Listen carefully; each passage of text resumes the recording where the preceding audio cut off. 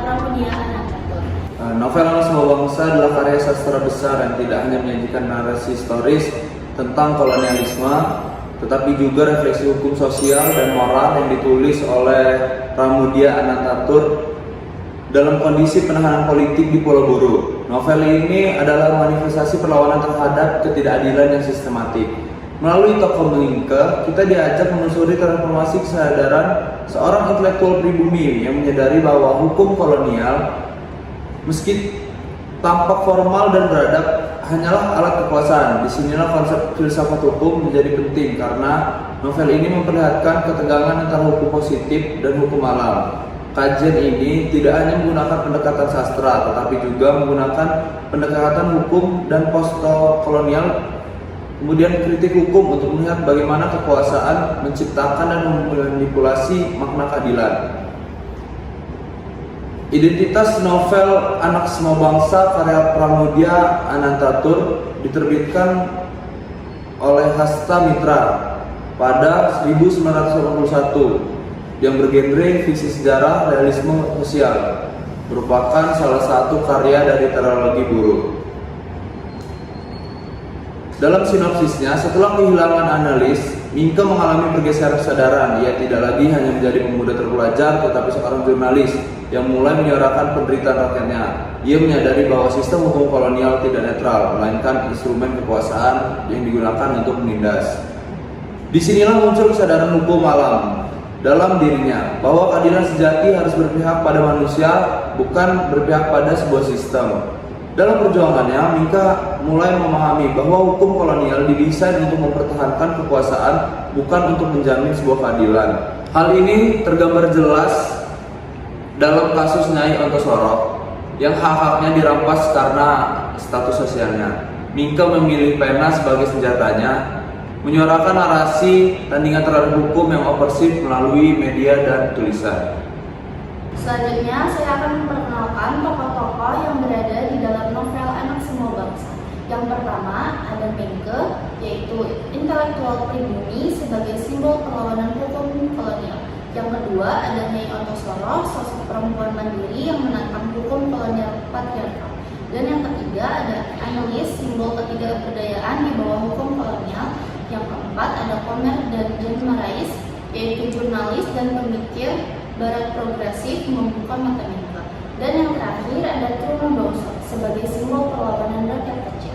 Setelah itu saya akan menyebutkan tema dan isu hukum yang berada di novel ini, yaitu ketidakadilan sistem hukum, benturan antara hukum alam dan positivisme hukum, lalu ada perempuan dan hukum patriarkal, hegemoni hukum melalui pendidikan dan bahasa, dan yang terakhir perlawanan lewat kesadaran hukum dan media.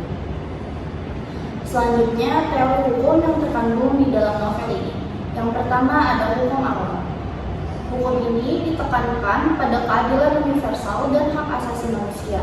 Di dalam tokoh ini ada Mingke dan Nyai Ontosoro. Nilai yang terkandung yaitu hukum harus adil bagi semua, terlepas dari status atau ras. Yang kedua ada positivisme hukum. Hukum sebagai perintah penguasa, dicontohkan lewat pengadilan Annelies dan diskriminasi hukum kolonial. Kritik yang berada di dalam positivisme hukum ini yaitu hukum kolonial legal tapi tidak adil. Lalu yang ketiga ada hukum sebagai interpretasi. Hukum digunakan untuk membentuk cara berpikir dan menundukkan rakyat.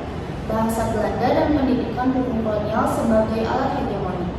Perlawanan terjadi melalui media dan literasi kritis. Selanjutnya saya akan menjelaskan tentang pendapat para ahli. Yang pertama, Suyatno.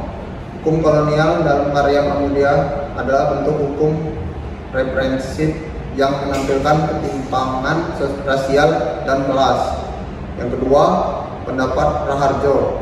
Hukum yang tidak berlandaskan nilai-nilai kemanusiaan akan gagal memberikan keadilan sejati. Yang ketiga, pendapat Faruk. Pramudia menggunakan sastra sebagai media perlawanan narasi tandingan terhadap hukum kolonial.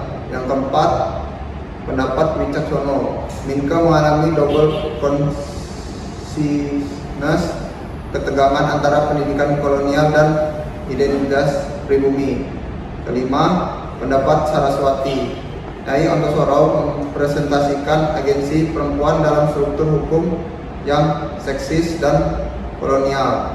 Selanjutnya, relevansi zaman kini. Yang pertama, kritik hukum, tajam ke bawah, tumpul ke atas. Yang kedua, kesenjangan akses hukum bagi masyarakat adat marginal. Yang ketiga, aktivisme digital sebagai bentuk perlawanan baru. Yang keempat, diskursus revisi KUHP dan UU ITE mencerminkan pertarungan makna hukum. Jadi kesimpulan dari pembahasan kelompok kami tentang novel Anak Semua Bangsa karya Pramudia Anantatur mengungkap ketidakadilan hukum kolonial yang berfungsi sebagai alat kekuasaan dan penindasan terhadap rakyat pribumi, terutama perempuan dan kelompok marginal. Melalui tokoh Mingke, novel ini menampilkan konflik antara hukum positif yang legal namun tidak adil dengan hukum alam yang menegakkan keadilan universal dan hak asasi manusia. Perlawanan terhadap sistem hukum yang represif dilakukan melalui kesadaran kritis dan media sebagai sarana menyuarakan kebenaran. Pesan utama novel ini menegaskan bahwa hukum tidak bersifat netral dan harus diarahkan untuk mewujudkan keadilan yang berpihak pada kemanusiaan. Sekian pembahasan dari kelompok kami tentang novel Anak Semua Bangsa karya Pramudia Anantatur. Sekian presentasi dari kelompok kami. Bila ada kesalahan kami mohon maaf.